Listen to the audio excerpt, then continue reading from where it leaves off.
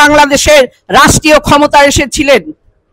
নির্বাচন নয়, আমরা দেখেছি সেই অনির্বাচিত আমাদের প্রাণপ্রিয় জিয়াউর রহমান বাংলাদেশের স্বাধীনতা সার্বভৌমত্ব রক্ষার জন্য আধিপত্যবাদের বিরুদ্ধে লড়াই করবার যে কর্মসূচি এই দেশকে দিয়ে গিয়েছিল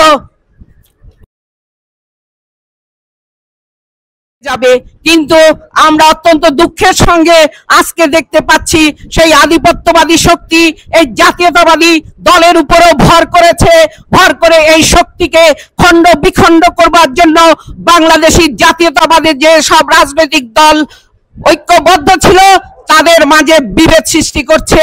এই সব আওয়ামী লীগ, ছাত্রলীগের উচ্ছিষ্টভোগী যারা, তারা বিএনপিতে যোগ দিয়ে আজকে জাতিকে বিভক্ত করতে চাচ্ছে। তারা জাতির উপর, জাতির ধর্মের উপর, জাতির সার্বভৌমত্বের উপরে যে আঘাত আসছে সেই আঘাতকে প্রতিহত করতে বাধা দিচ্ছে।